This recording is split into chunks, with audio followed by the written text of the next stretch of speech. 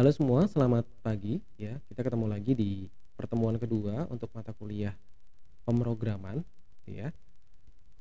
Di minggu kedua ini topik yang akan dibahas adalah relevansi hubungan antara algoritma dan program ya. Mengapa topik ini diangkat atau kenapa topik ini penting untuk diketahui?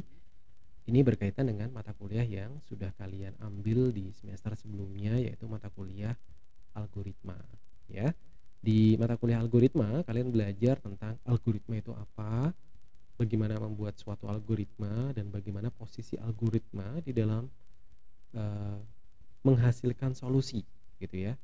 Jadi kan algoritma itu dibuat untuk memecahkan atau mengatasi suatu masalah tertentu ya. Urut-urutannya spesifik ya, masalahnya spesifik ya, dan caranya juga spesifik ya, tidak tidak umum gitu ya. Dia harus spesifik ya, harus ngapain gitu. Baik ya, tanpa berlama-lama mari kita mulai saja masuk ke kontennya. Oke, ini adalah kelas guideline-nya. Saya akan membagi pertemuan hari ini ke dalam 5 topik besar. Yang pertama adalah algoritma dan pemrograman. Yang kedua, bahasa pemrograman. Ya, tentunya kalau kita ingin melakukan translasi dari algoritma yang merupakan hasil buah pemikiran begitu ya, yang masih ditulis dalam notasi, itu nantinya kita akan melibatkan bahasa pemrograman tertentu gitu ya, yang mana dalam mata kuliah ini bahasa pemrograman Java itu kita pilih untuk menjadi platform belajar kita gitu ya. Kemudian ketiga, translasi algoritma ya. Kalau kemarin sudah belajar tentang algoritma itu apa dan bagaimana membuat notasi serta sedikit sedikit ini ya, icip-icip gitu ya, kalian membuat atau mengimplementasikan algoritma dengan Python ya. Kali ini saya akan menggunakan bahasa pemrograman yang lain ya.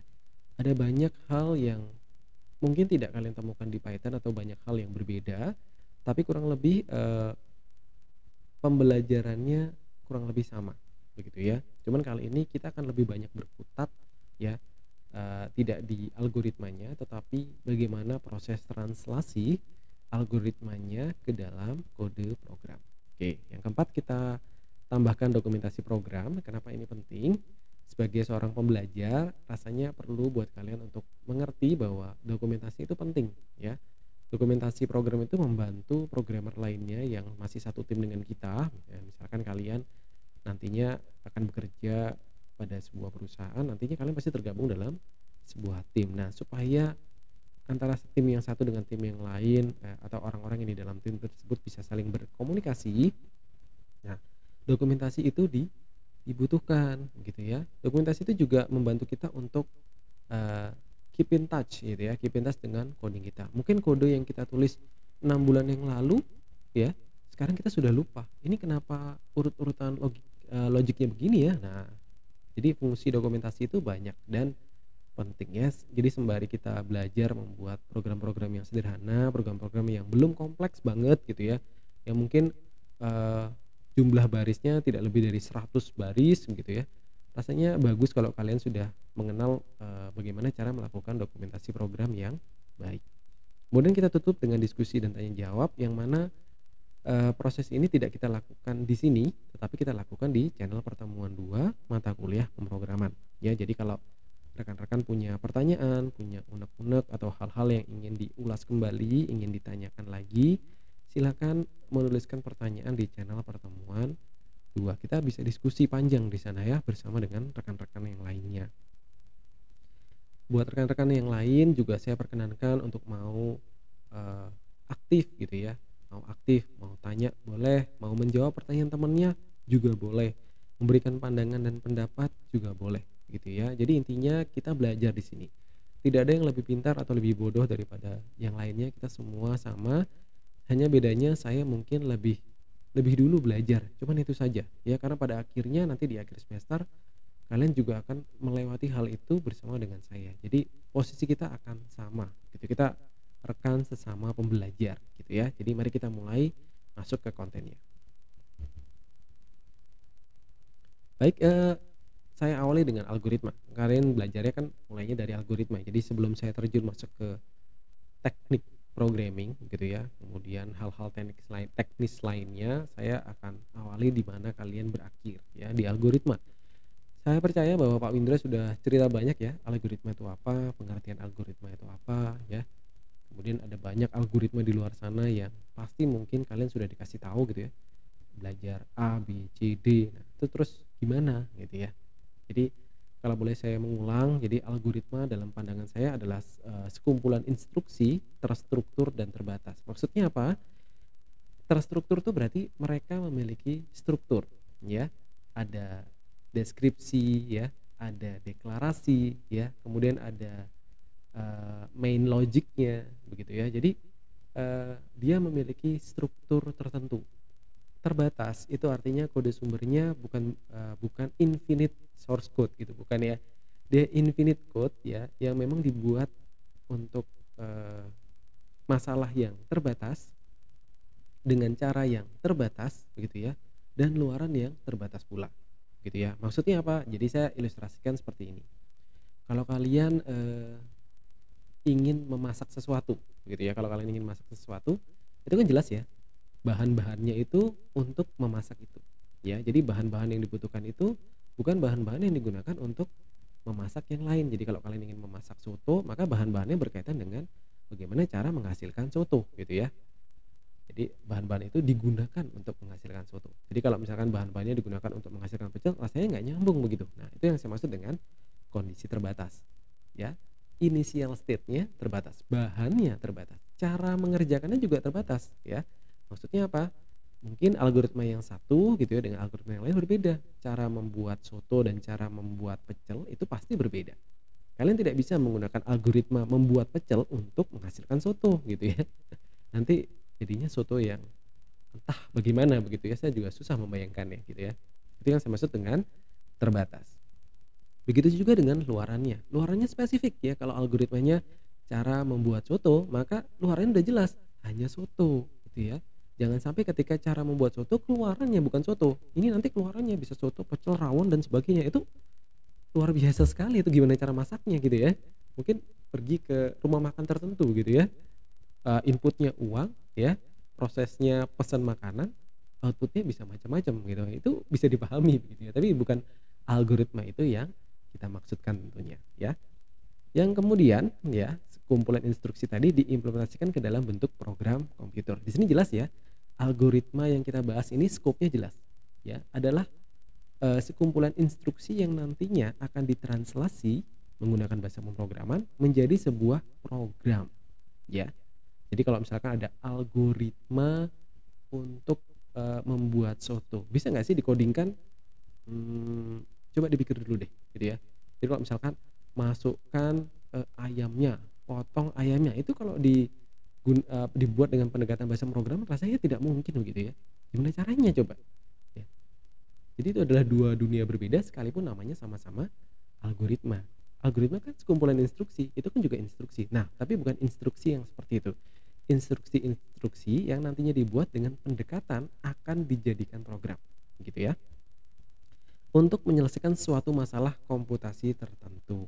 Ya, masalahnya terbatas, gitu ya. Jadi program komputer itu terbatas ya. Itulah kenapa ada banyak ragam program komputer aplikasi gitu ya. Program Genshin Impact tentunya berbeda dengan aplikasi Microsoft PowerPoint gitu ya. Spesifik, yang satunya game, yang satunya aplikasi untuk editing. Ya, dan seterusnya ya. Jadi fungsinya terbatas, masalahnya terbatas. Oke. Nah, tapi setidaknya kedua algoritma itu memiliki setidaknya 3 komponen ini. Yang pertama, kondisi awal atau inputan awal. Saya biasa menyebutnya dengan initial state ya, state awalnya. Kalau di algoritma membuat soto tadi, bahan-bahannya ya, bahan-bahannya gitu ya. Tapi kalau misalkan di pemrogram komputer, misalkan bagaimana menghitung body mass index. Nah, inputannya apa nih? Oh, untuk menghitung body mass index kita butuh data. Datanya apa? Berat badan dan tinggi badan. Nah, inputannya udah jelas berbeda ya. Kemudian kedua, instruksi-instruksi yang menjelaskan sebuah komputasi yang bila dieksekusi dengan urutan tertentu dengan kondisi terbatas ya, nantinya akan bisa menghasilkan produk yang ketiga atau komponen yang ketiga, yaitu output. Ya, jadi dua yang terakhir adalah instruksi atau proses, yang ketiga adalah output. Ya. Jadi algoritma itu belum lengkap kalau tidak ada caranya, ya. Harus ada caranya. Kalian nggak bisa bikin algoritma masukkan X, masukkan Y, kemudian prosesnya apa? Magical happen gitu ya. Terus tiba-tiba keluar outputnya. Nah, itu bukan algoritma. Ya, itu bukan algoritma. Itu mistis sekali gitu ya. Tiba-tiba tanpa proses tertentu yang tidak bisa dipahami tiba-tiba jadi. Nah, itu bukan algoritma. Begitu juga dengan output. Kalau sudah ada inputnya, sudah ada caranya tapi tidak menghasilkan output, itu belum menjadi algoritma. Jadi algoritma itu jelas ya mengatasi masalah tertentu, spesifik, dan pasti luarannya itu adalah bukti bahwa masalah tadi sudah diatasi. Misalkan ingin mengetahui body mass index, maka luarannya apa? Ya, sebuah nilai atau skor atau ukuran body mass index-nya. Kalau ingin membuat soto, luarannya apa? Ya soto. Ya, jadi setelah dimasak dan masukkan semua bahan, luarannya apa? Tiba-tiba nggak ada. Loh, ternyata yang dia masukkan tuh bukan ke pancinya, ke got misalnya kayak gitu, atau ke tempat sampah sehingga tidak jadi apa-apa. Nah, itu bukan algoritma gitu ya. Itu lelucon. Ya joke ya. Jadi paham ya, ketiga komponen ini harus ada di dalam sebuah algoritma. Baik. Nah, algoritma itu bisa ditulis dalam banyak notasi ya. Salah satunya notasi deskripsi ya. Notasi deskripsi atau deskriptif itu notasi yang biasanya dituliskan seperti kita berbicara dengan rekan kita gitu ya. Dia manusia banget gitu ya. Jadi masukkan ayam. Jadi bahasanya itu bahasa sehari-hari ya. Ada cerita. Jadi bahasanya bebas. Itu deskriptif ya. Jadi dinarasikan. Algoritmanya itu dinarasikan, tidak dibuat poin gitu ya. Kemudian yang kedua dengan menggunakan gambar atau simbol-simbol seperti flowchart. Contohnya di sini ada flowchart atau notasi untuk menghitung body mass index measurement ya, mengukur body mass index nih.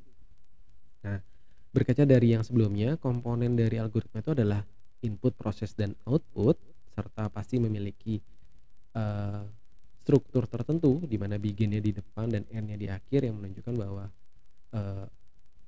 instruksi ini terbatas ya, tidak infinite begitu ya, dan tidak mungkin dibalik, terstruktur, endnya nggak mungkin di depan, beginnya nggak mungkin di belakang. Jadi kita bisa lihat strukturnya sama seperti yang ada di sini ya. Begin, input atau initial state, processing, output atau final state ya, dan end. Nah, kalau kita representasikan body mass index measurement tadi dengan notasi flowchart, maka akan jadinya seperti yang di bawah ini ya. Begin dan end akan menjadi marker, tentunya dia tidak akan berubah dan posisinya juga tidak berubah ya, kiri kanan atau atas bawah.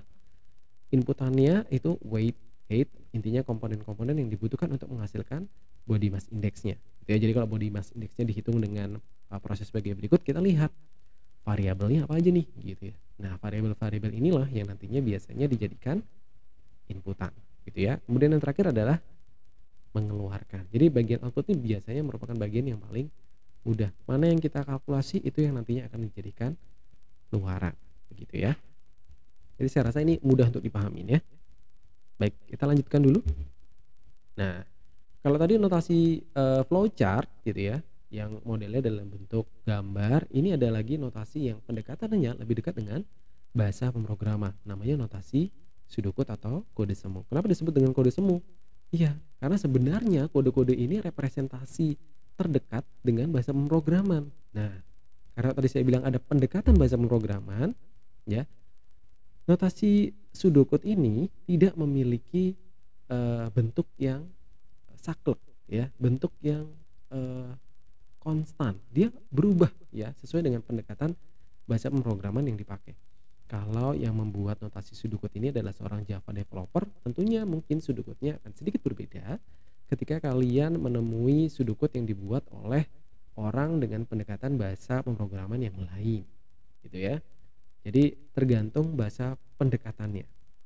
Nah, mungkin contoh yang di sini adalah contoh notasi pseudocode yang dibuat dengan pendekatan bahasa C mungkin ya, atau bahasa Java juga oke lah ya, masih oke. Ya, jadi kalau kita perhatikan posisinya masih begin dan end di awal dan di akhir ya.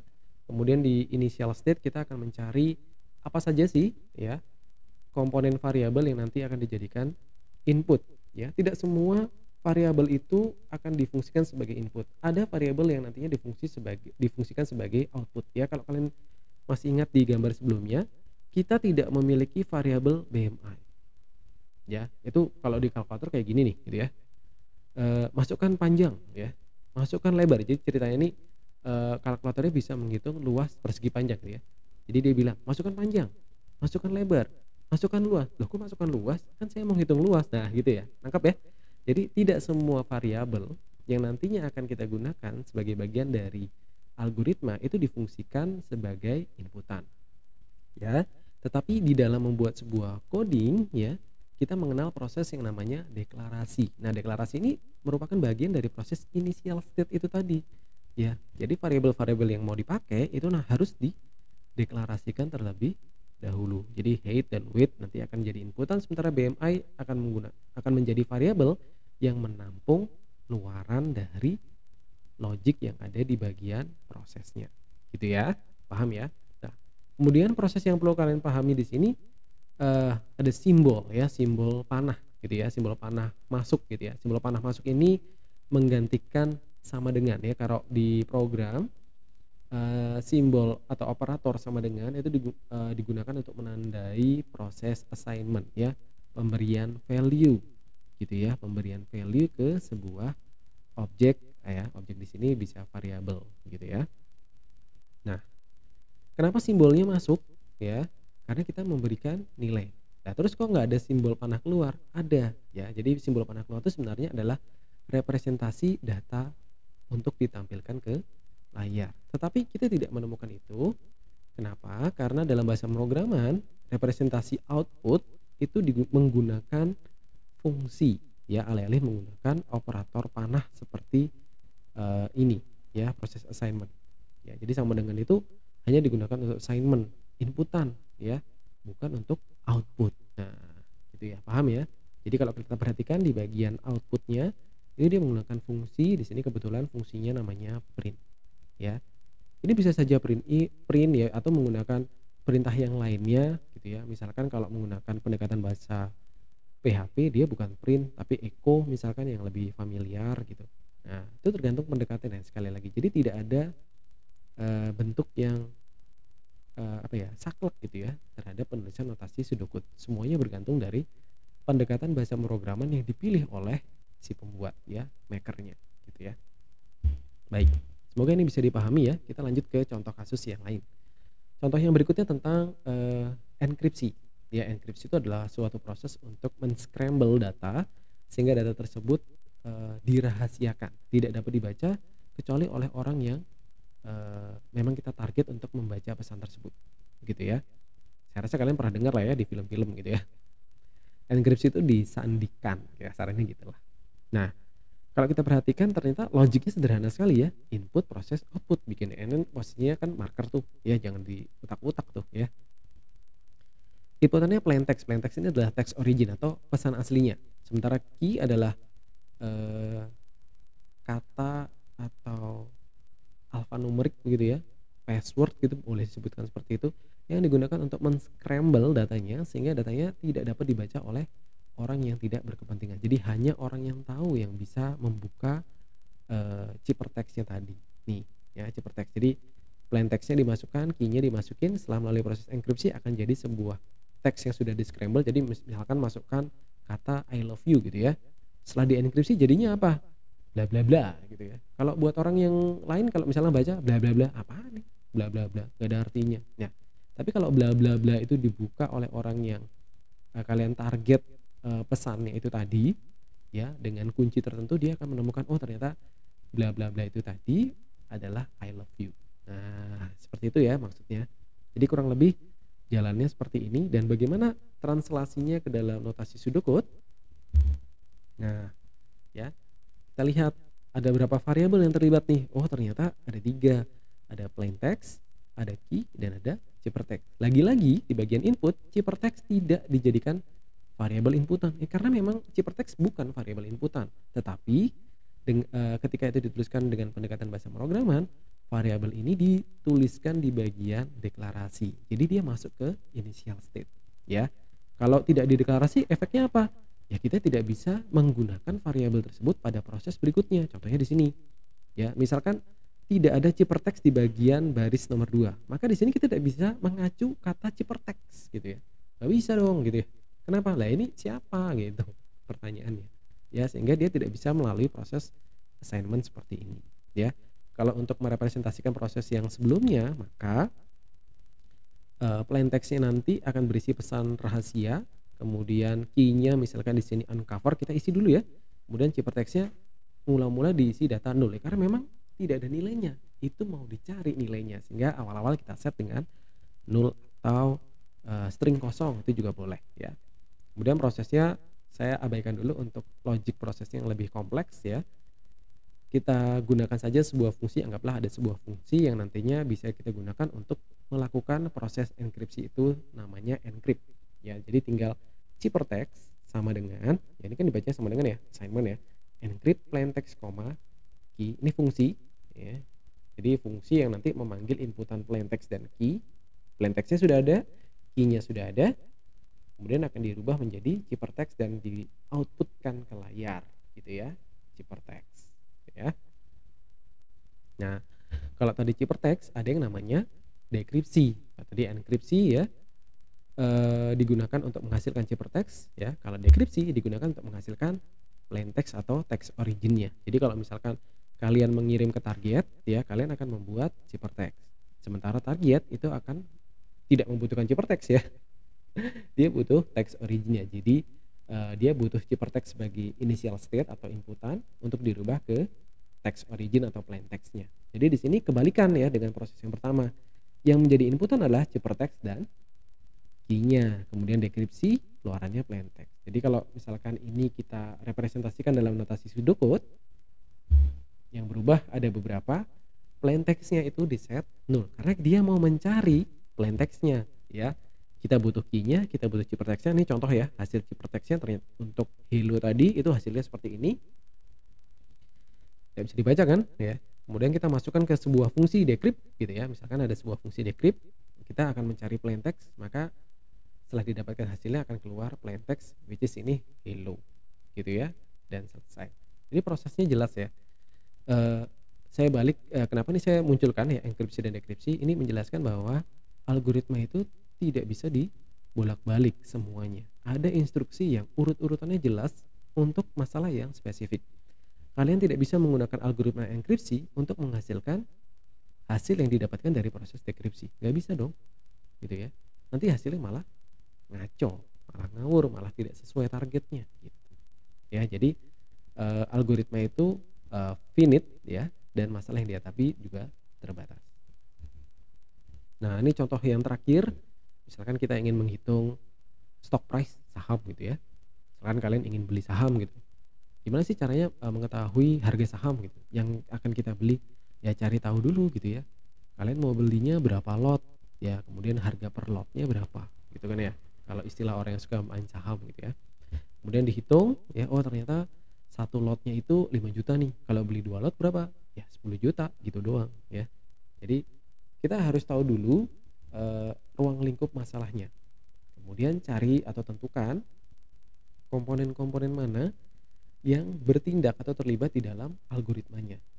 Pisahkan mana yang merupakan input dan mana yang nantinya menjadi output, karena semuanya itu akan kita letakkan di bagian initial state ya. Nah, untuk yang initial state akan kita input, sementara yang menjadi output akan kita set dengan nilai initial 0 ya, bisa 0, bisa 0, bisa 0 ya. Jadi intinya kita harus tahu variabel-variabel apa saja yang terlibat sebelum nanti kita translasi ke dalam program gitu ya. Jadi kalau misalkan tadi butuh plain text dan key-nya, kalau kalian nggak deklarasikan ciphertext ya kalian nggak bisa pakai ciphertext ya. Jadi algoritma tidak bisa ditranslasi ya ke dalam coding, karena coding butuh untuk dideklarasikan objeknya gitu ya. Jadi konsepnya jelas ya. Kalian harus tahu parameter-parameter apa saja. Parameter ini adalah variabel-variabel apa saja yang nantinya akan digunakan pada bagian proses. Nah, untuk menentukan initial state-nya harus seperti apa gitu ya.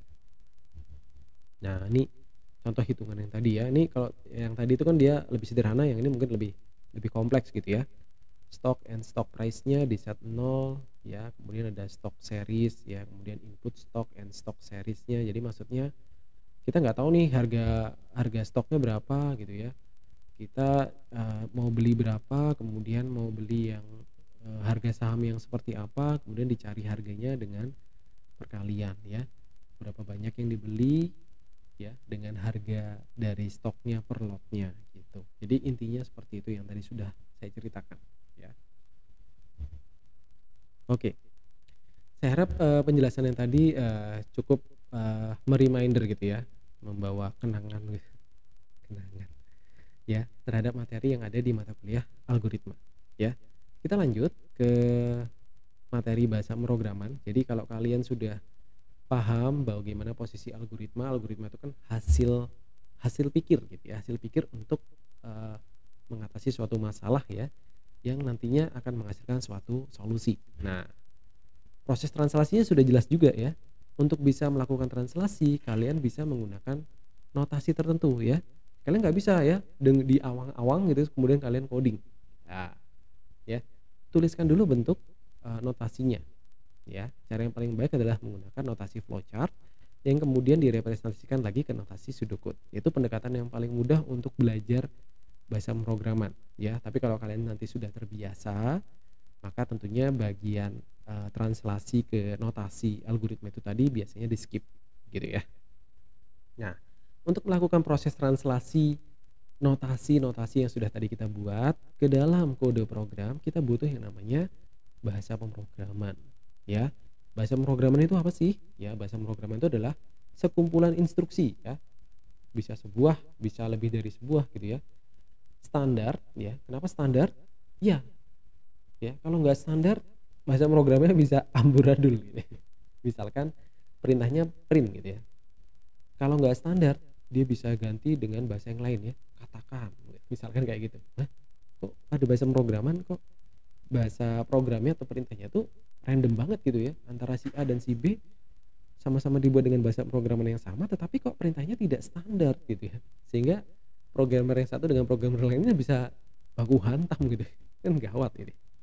Jadi kita butuh yang terstandarisasi ya. Jadi sekumpulan instruksi yang sudah terstandarisasi yang standar yang memiliki sintak dan semantik. Ya, sintak itu sintaks ya. Jadi kalau kita ngomongin sintaks itu adalah kata-kata atau keyword gitu ya yang memang sudah diputuskan menjadi bagian dari bahasa pemrograman itu. Jadi seperti print. Print itu udah jelas itu adalah perintah yang dikenal oleh bahasa pemrograman tersebut. Kalian tidak boleh menggunakan kata-kata tersebut sebagai bagian dari program kalian selain untuk memanggil fungsi print itu sendiri. Nah, jelas ya. Dia memiliki sintaks ya. Sintaksnya jelas atau perintah-perintahnya jelas, terstandarisasi. Dan semantik. Semantik itu bagaimana kalian meletakkannya. Gitu ya.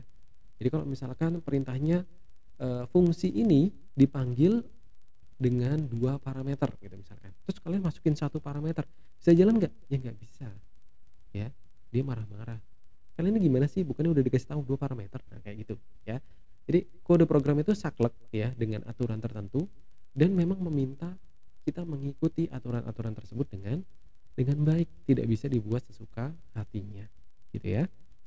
Jadi dia punya semantik tersendiri. Kenapa semantik ini dibuat? Karena semantik itu membantu program untuk mengerti apa sih yang sebenarnya mau Anda perintahkan ke komputer untuk dijalankan. Gitu ya. Jadi semantik menjelaskan itu. Kalau semantiknya salah, maka hasilnya bisa saja salah. Itu sama seperti kayak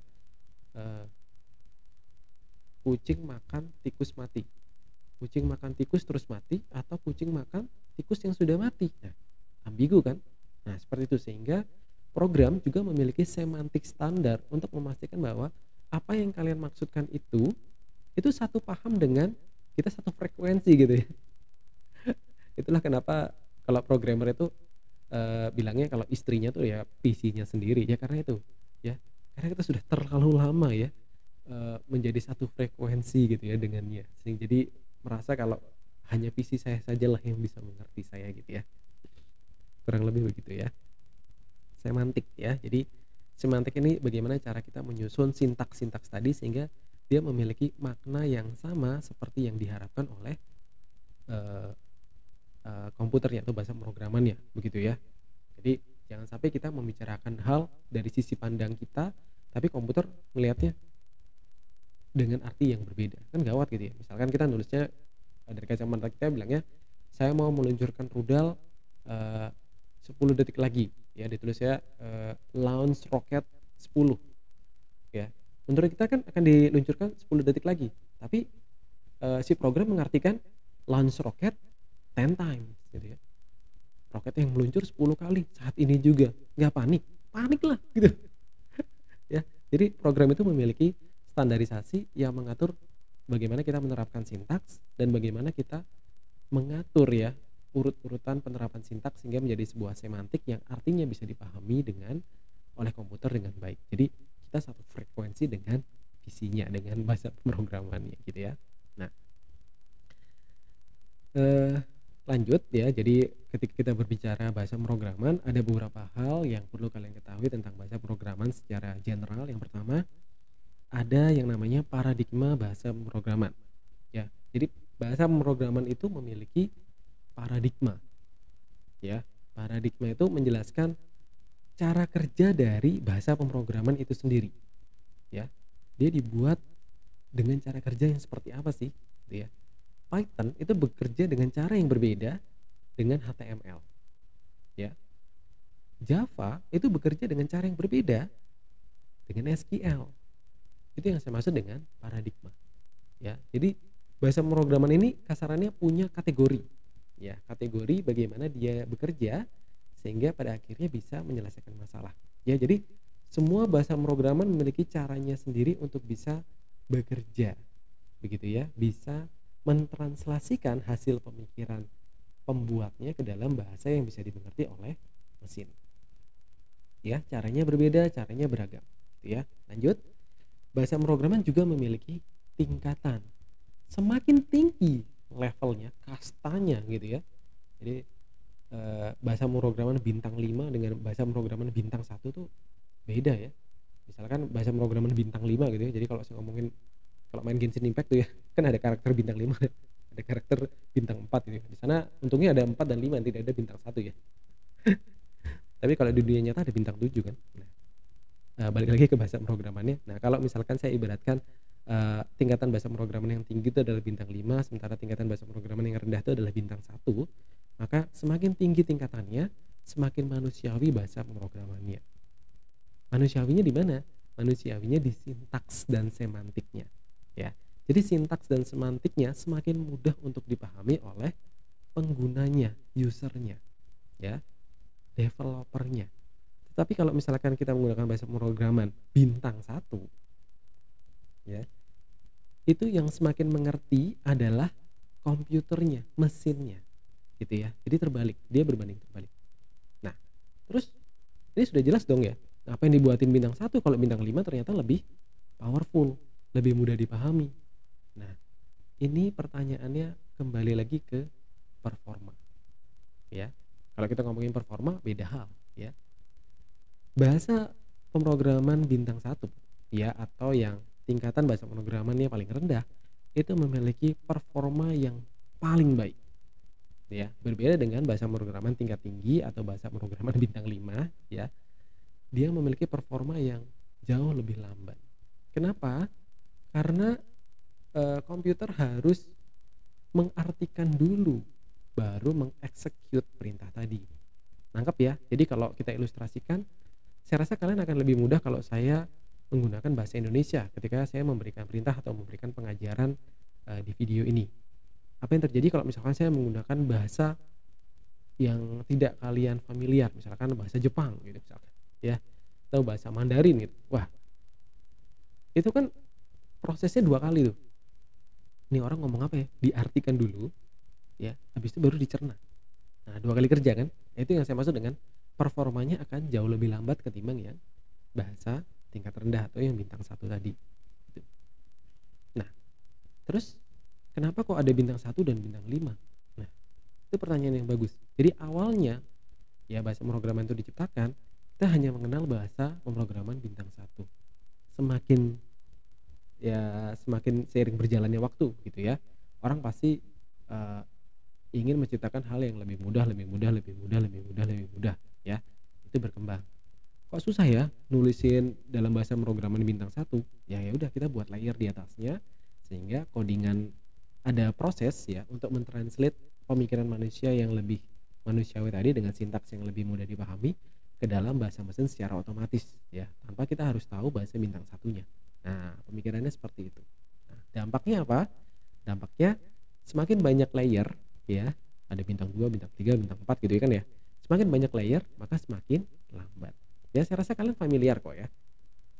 Ada program-program atau bahasa-bahasa pemrograman atau misalkan saya sebut saja aplikasi gitu ya, yang memungkinkan kalian untuk mendevelop aplikasi dalam berbagai macam output. Jadi sekali coding gitu ya, luarannya itu adalah aplikasi Android ya, aplikasi iOS ya, aplikasi yang juga bisa running well di browser. Wih, hebat nih aplikasinya. Tunggu dulu ya, bagaimana dengan performanya? Saya sudah pernah mencoba aplikasi sejenis semacam itu ya. Bikin game, luarannya kan udah jelas tuh. iOS oke, Android oke, terus kemudian jalan di browser oke.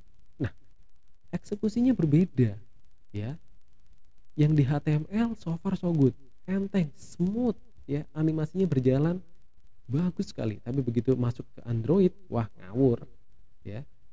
Sudah patah-patah, sering force close dan seterusnya ya. Itu kenapa?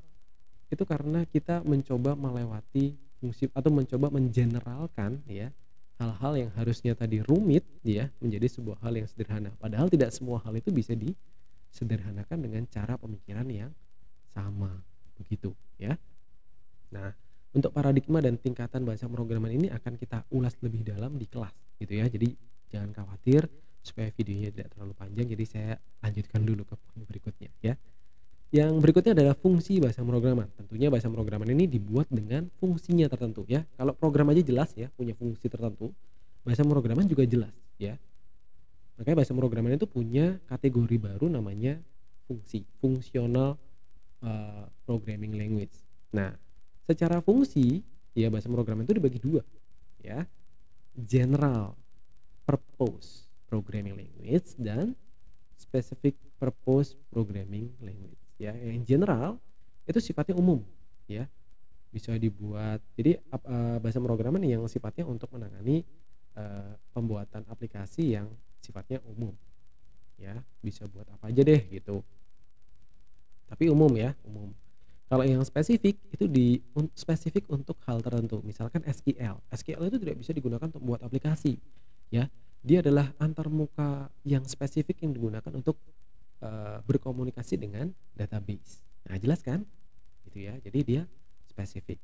Kalau misalkan C itu termasuk general purpose atau spesifik, Pak? Nah, itu general. Kenapa? Karena dia bisa dibuat untuk beragam jenis program. Gitu ya.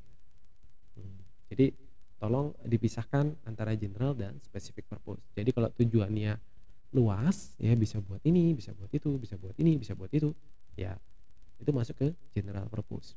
Tapi kalau dia spesifik untuk menangani kasus tertentu dan biasanya ruang lingkupnya tuh kecil sekali, itu masuk ke specific programming language ya, specific purpose. Oke, nah paradigma pemrograman ini ada 4 ya. Sejauh pengamatan saya ada 4. Jadi pendekatan yang digunakan untuk memecahkan suatu masalah ada declarative programming, ada procedural programming, ada functional programming, dan object oriented programming. Sebenarnya ada banyak ya, ada komponen based programming itu ada ya.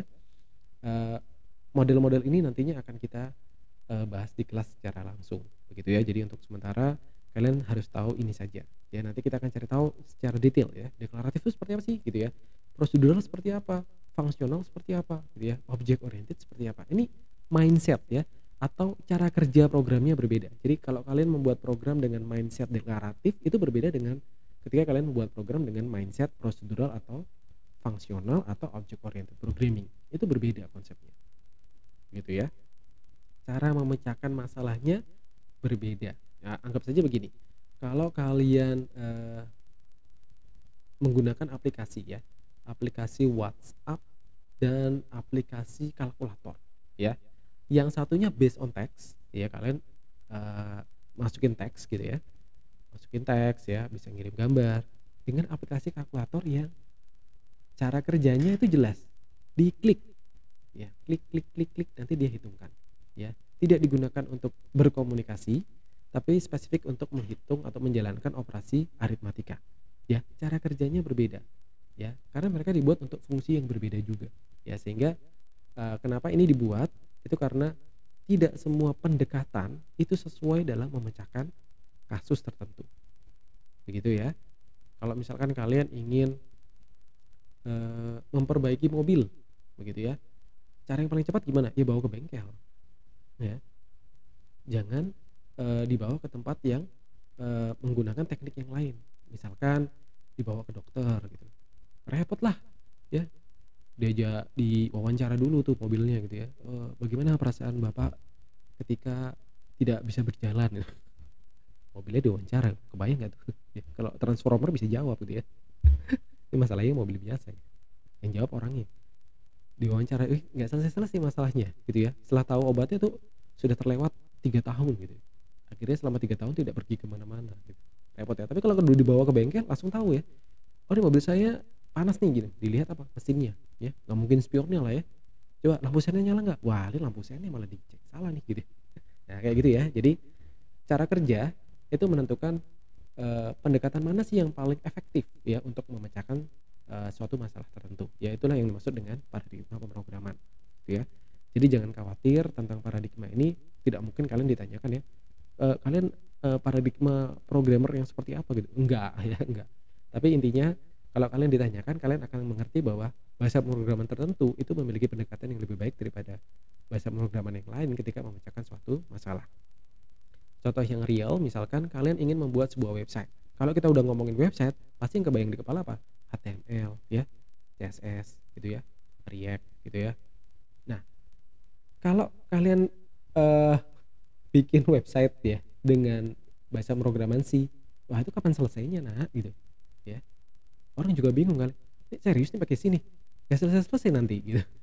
Dan beneran bisa jalan ya, itu pertanyaannya itu ya. Jadi nangkep ya poinnya. Jadi kenapa ada namanya paradigma pemrograman gitu ya. Oke, kita next dulu. Tingkatan bahasa pemrograman tadi saya udah bilang ya. Kalau tadi saya ibaratkan atau saya ilustrasikan dengan bintang 5 dan bintang 1 gitu ya. Sebenarnya tingkatan bahasa pemrograman itu cuma ada 3 gitu ya. Low level programming language atau yang bintang satunya, mid level ini mewakili bintang 2, bintang 3, bintang 4, mid level programming language, dan high level programming language gitu ya. Jadi semakin tinggi semakin mudah dipahami oleh user, tapi membutuhkan waktu yang lebih lama sehingga dia bisa ditranslasi atau dipahami oleh mesinnya.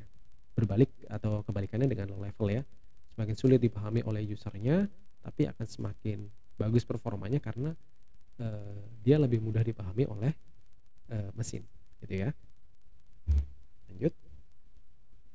Nah, fungsi pembahasan pemrograman juga sudah jelas, tadi ada general dan specific purpose programming language ya. Semakin beragam fungsinya, semakin general fungsinya, dia masuk ke general. Kalau dia spesifik gitu ya, misalkan HTML itu nggak bisa dipakai buat melakukan kalkulasi gitu ya, kalkulasi perhitungan tertentu ya, susah lah ya. Ya kalau ngomongin bagaimana melayout sebuah website ya kita ngomongin HTML. Jadi itu specific programming language ya. Semakin spesifik fungsinya maka dia akan masuk ke specific programming language. Oke. Ini pertanyaan dari saya, mari kita renungkan bersama begitu ya. Mengapa bahasa pemrograman itu dibuat dan apakah kita perlu untuk mempelajarinya? Nah, ya. Itu akan menjadi alasan kenapa kalian memutuskan untuk melanjutkan mata kuliah ini atau tidak gitu ya. Ya, mengapa kok dibuat sih gitu ya. Dan apa kita perlu mempelajarinya? Mengingat bahasa pemrograman itu ada banyak ya. Secara paradigma ada banyak. Secara fungsi ada banyak. Secara level ada banyak ya. Ada begitu banyak bahasa pemrograman yang sampai saat ini akan terus berkembang. Ya, IT adalah salah satu bidang yang perkembangan itu tidak terbatas. Gitu ya. Hari ini kita pakai apa? Saya masih ingat kapan saya pertama kali menggunakan Friendster gitu ya. Sampai saat ini saya menggunakan Facebook dan tidak ada yang menggunakan Facebook ya. Saya percaya bahwa anak-anak milenial ini sudah tidak pernah menyentuh Facebook gitu ya.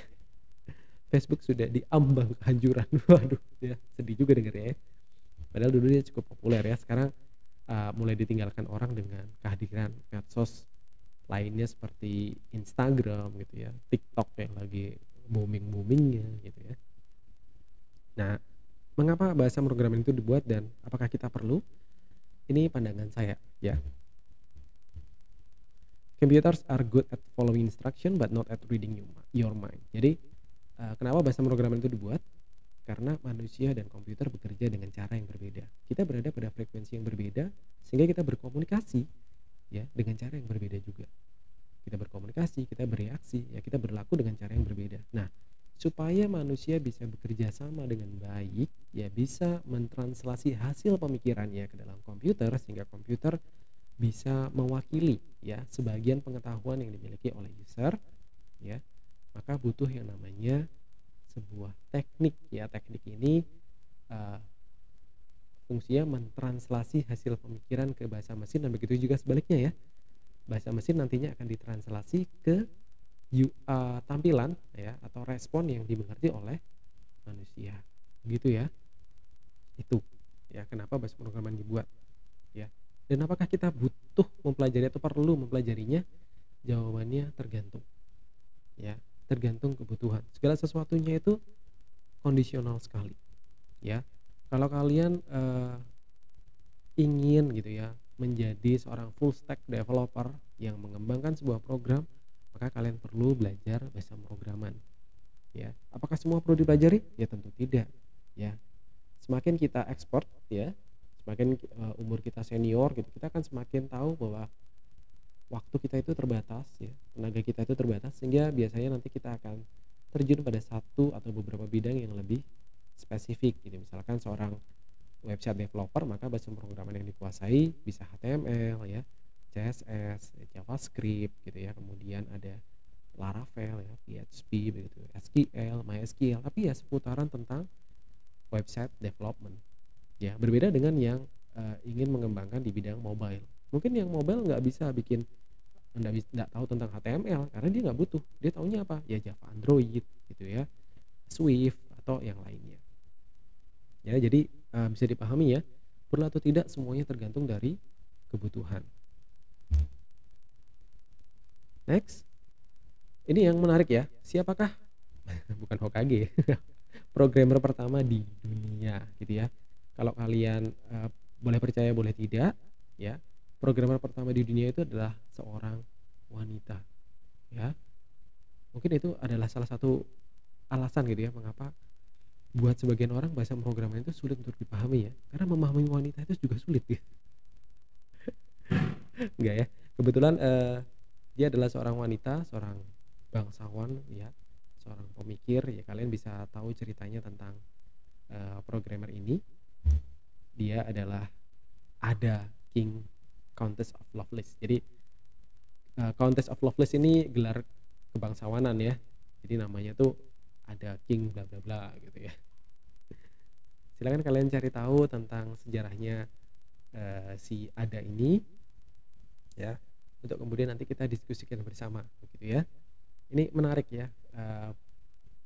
Sebenarnya disebut programmer tidak seperti yang kalian bayangkan ya. Dia bukan programmer atau orang yang pertama kali mengcoding dengan bahasa pemrograman sih, bukan ya. Tidak. Tetapi dari hasil pemikiran atau apa yang dia lakukan itulah cikal bakal bahasa pemrograman itu kemudian kita ketahui gitu ya. Baik, kita lanjutkan dulu ya. Nah, translasi algoritma. Bagaimana mengubah algoritma ke dalam sebuah program? Ya, tadi udah diketahui ya, kita ada spoilernya sedikit bahwa untuk merubah sebuah algoritma kita perlu merubahnya ke dalam bentuk yang paling dekat dengan bahasa pemrograman, yaitu notasi pseudocode. Ya, kalau kalian notasi pseudocode itu masih lompatnya terlalu jauh, kalian bisa mengubahnya ke dalam bentuk notasi flowchart ya terlebih dahulu, kemudian ditranslasi ke notasi pseudocode. Kemudian dengan pendekatan tertentu ya, kalian pilih bahasa pemrogramannya, kalian ubah ya notasi pseudocode ke dalam bahasa pemrograman tersebut gitu ya. Jadi kalau saya boleh menyimpulkan, algoritma itu merepresentasikan solusi untuk merealisasikan sebuah ide. Ide ya, dia masih ide ya. Namun masih bersifat abstrak. Abstrak itu berarti belum tentu jelas gitu ya. Mungkin sebagian orang tidak bisa memahaminya, atau setidaknya pandangan antara orang yang satu dengan orang yang lain itu berbeda, ya. Sehingga perlu diubah ke dalam bentuk program yang konkret, ya. Konkret itu jelas gitu ya. Dia direpresentasikan dalam bahasa pemrograman tertentu sehingga bagaimana dia bekerja dan solusi yang dihasilkan juga kelihatan gitu ya. Oke, itu tentang translasi. Nah, bagaimana sekarang detailnya bagaimana merubah algoritma ke dalam sebuah program ya. Ini detailnya. Satu, ya. eh, Kita harus tahu dulu ya, sebelum kalian mengcoding ya, melakukan kegiatan programming, kalian harus tahu dulu ini algoritma kayak gimana sih gitu ya. Harus tahu dulu mana yang namanya input, mana yang namanya proses, mana yang namanya output. Fase yang kedua, pisahkan ya. Kalau sudah tahu urut-urutannya, pisahkan mana komponen input, proses, dan output ya. Itu kan terlihat banget di notasi Sudoku tuh ya. Bagian atas itu pasti initial state which is input ya. Proses kalkulasi itu masuk ke proses ya. Output adalah bagian hasil atau solusi yang nantinya diharapkan bisa dimunculkan melalui algoritma tadi gitu ya. Tiga, gunakan sintaks dan semantik yang sesuai ya, karena kita akan merubahnya ke dalam kode program, maka kalian harus melihat gitu ya, ini kalau direpresentasikan dalam bahasa pemrograman C seperti apa. Nah, kalian harus tahu sintaks dan semantiknya. Setelah itu apa? Ulangi sampai benar. Jadi kalau misalkan ada kesalahan, ulangi lagi gitu ya. Mungkin sintaksnya salah ya. Mungkin semantiknya tidak sesuai dan seterusnya sampai akhirnya program tersebut jadi ya. Nah, jadi kalau misalkan kita sudah mendapatkan algoritmanya dan sudah bisa bikin susunan seperti ini, gitu ya. Ini algoritma udah dapat nih. Kita mau menghitung body mass index gitu ya. Bikin dulu nih. Algoritmanya kurang lebih seperti ini dalam notasi Sudoku. Oke. Apa yang kita harus lakukan berikutnya? Nah, bagian begin dan end kita sendirikan ya. Kita pisahkan gitu ya. Ternyata ada yang namanya deklarasi. Pisahkan lagi. Mana yang input, mana yang output gitu ya. Kalau kita lihat dari contoh dari yang sebelumnya dengan slide yang berikutnya ini, ada perbedaan pada waktu melakukan deklarasi. Kalau pada saat sebelumnya itu kita hanya memisahkan, ini input, ini output. Nah, tapi representasi pemisahan itu seperti apa? Ini, ya.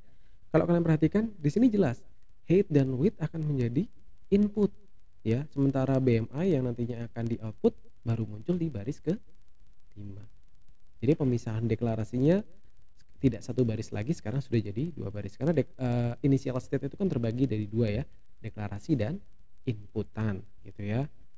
Nah, kalau inputannya user ya kalian harus bikin 1 baris lagi, dia tidak bisa jadi satu dengan deklarasi variabelnya. Jadi setelah kita memisahkan deklarasi variabel yang terlibat, ya kalau mau dipisahkan mana input mana outputnya, yang input itu dibuatkan baris baru ya, seperti ini. Misalkan height dan width akan kita input, maka dia akan muncul di baris berikutnya, input, height, dan weight.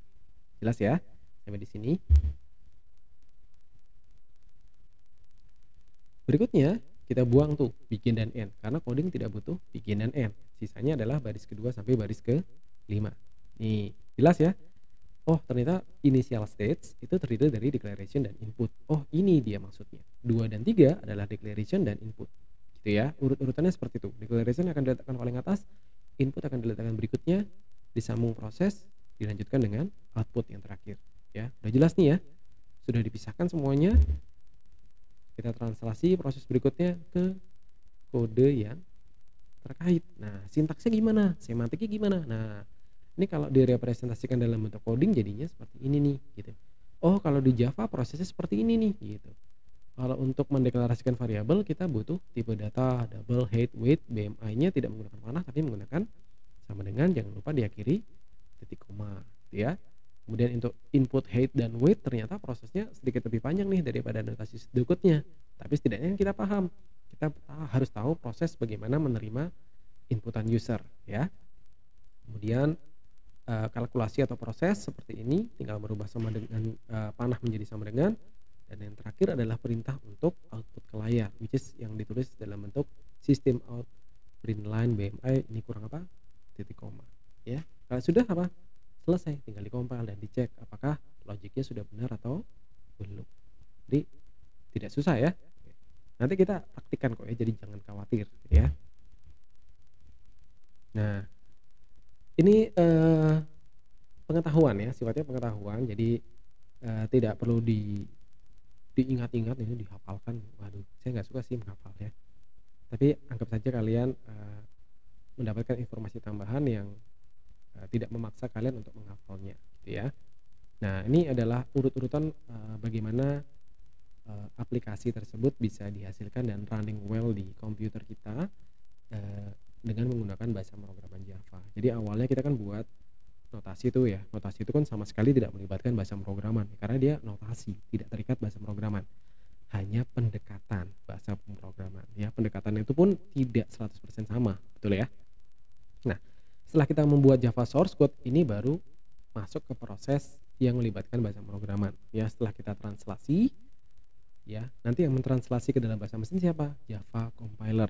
Nah, Java compiler ini hanya ada pada komponen yang namanya JDK ya, Java Development Kit. Jadi kalau kalian install secara manual, Java Development Kit itu tersedia terpisah dengan JRE atau Java Runtime Environment.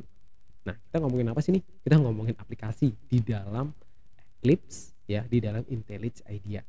Kok bisa tuh aplikasi mentranslasi kode program Java menjadi sebuah aplikasi yang berjalan di platform komputer kita ya.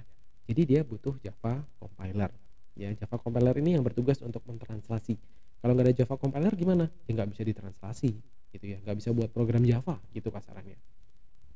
Nah, setelah dikompil dia akan menghasilkan satu file baru namanya Java bytecode.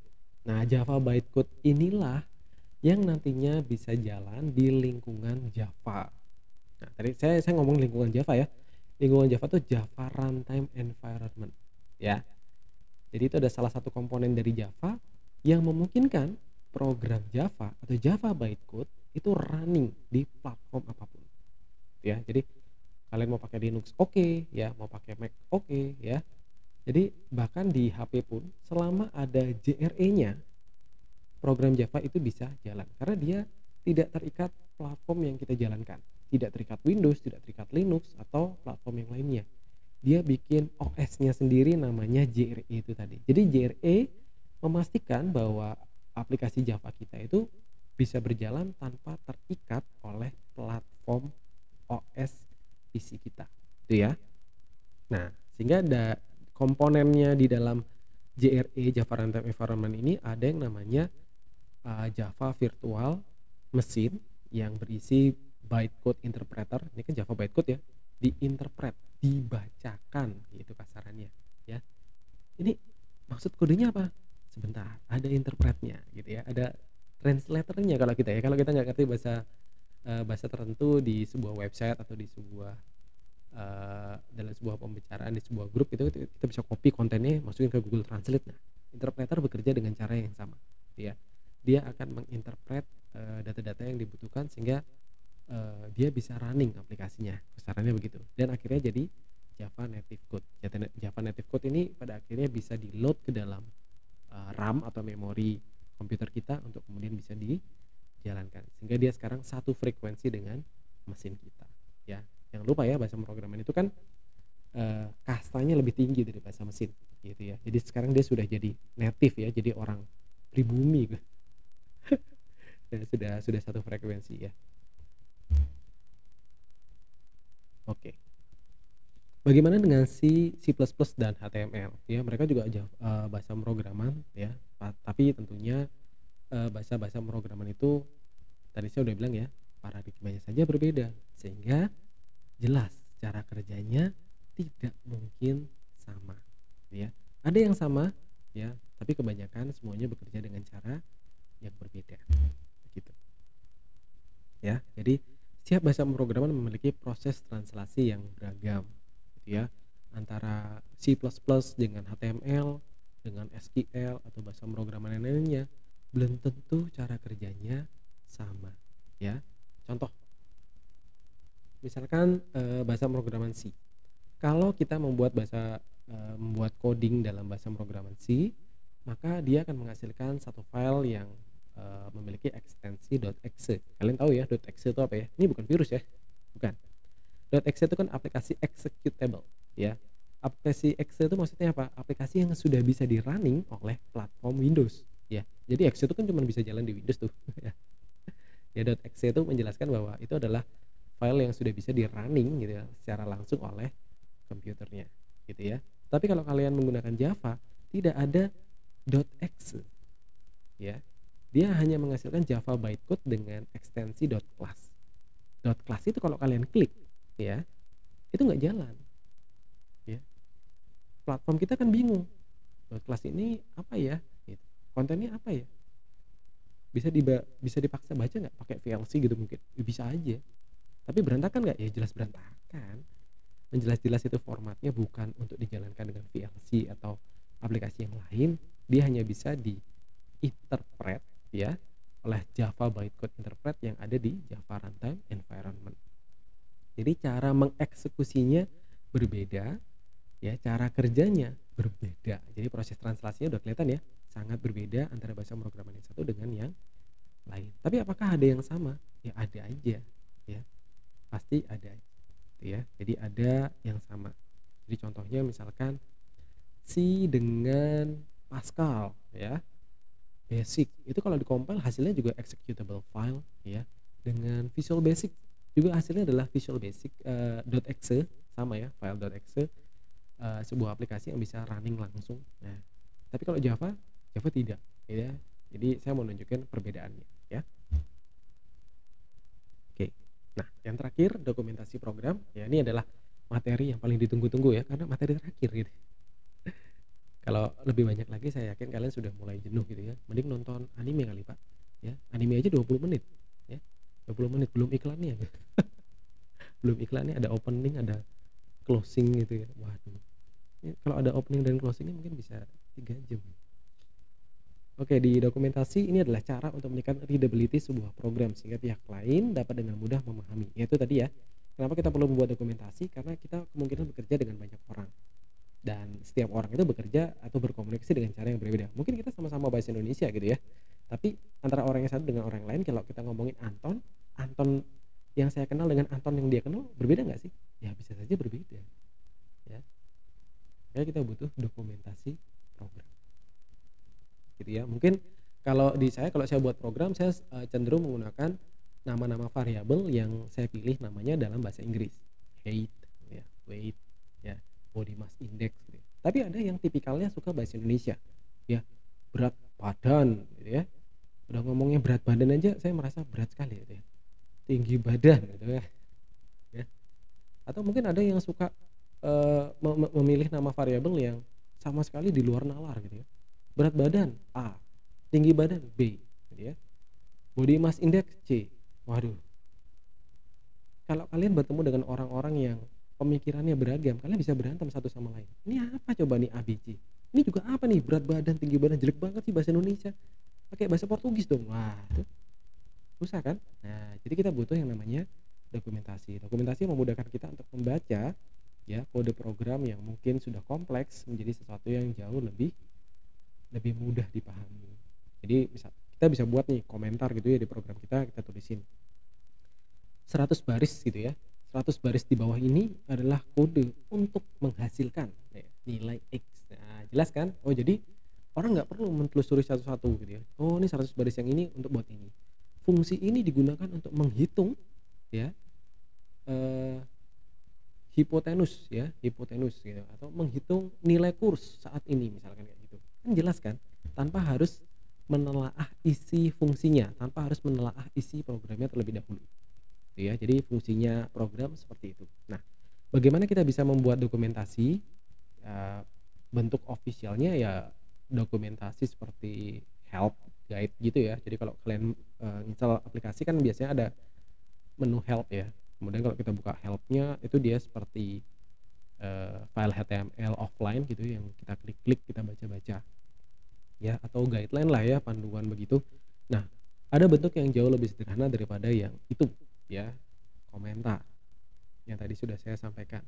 Komentar adalah bentuk sederhana dari dokumentasi program ya. Kalau program kita cukup besar, maka kita butuh file yang besar ya. Kita nggak bisa komentari program kita karena orang nggak bisa baca gitu ya. kita butuh help ya supaya orang bisa pakai program kita. Nah, sehingga kita bisa buat guide yang lebih luas itu tadi, yang fitur help itu tadi ya. Sementara kalau yang kecil-kecil gitu ya, kita bisa pakai komentar.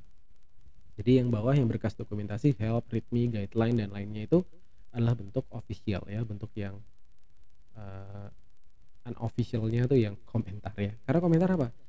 Nggak bisa dibaca semua orang, yang bisa baca siapa? Ya developer-nya doang, yang bisa buka kodenya. Kalau nggak bisa buka kodenya, ya nggak bisa baca komentar, gitu ya.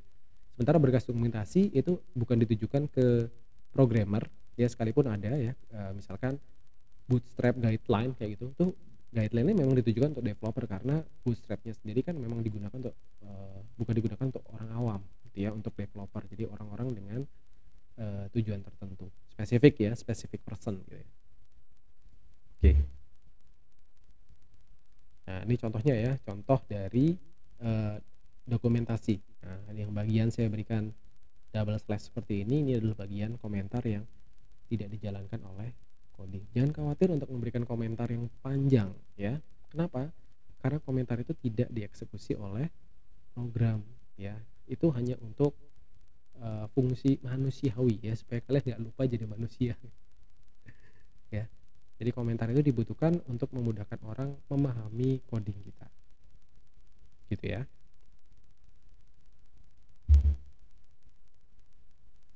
Baik, demikian materi yang saya sajikan pada pertemuan kedua ini. Tentunya materi ini saya harap bisa menjadi pengantar yang baik ya untuk kita sama-sama belajar. Sementara untuk sisa waktu yang lainnya akan saya gunakan untuk praktik, begitu ya. Karena bagaimanapun porsi praktik itu lebih lebih banyak XP-nya gitu ya. Kalau di game tuh XP-nya lebih banyak ya. Experience yang didapatkan jauh lebih banyak ketimbang pembelajaran satu arah yang modelnya seperti presentasi seperti ini ya. Jadi saya juga pernah mahasiswa ya, tugas-tugas yang dikerjakan itu akan jauh lebih masuk di kepala saya daripada mendengarkan celotehan dosen gitu ya. Sebagus apapun celotehannya gitu ya. Jadi eh, setelah ini akan ada materi yang saya sajikan untuk melengkapi pembelajaran kita dalam bentuk penugasan gitu ya. Jadi ada modul ya, ada modul yang mari kita kerjakan bersama sehingga kalian bisa memahami eh, topik bagaimana melakukan translasi dan menjelaskan relevansi antara algoritma dengan program. Baik, silakan kalau misalkan ada pertanyaan silakan dituliskan di channel pertemuan 1 untuk materi ini ya. Di pertemuan 2 ya, jangan di pertemuan 1 lagi ya. Di pertemuan 2 nanti kita lanjutkan diskusi kita di sana gitu ya. Terima kasih sudah menonton video ini ya, sampai ketemu di video-video selanjutnya.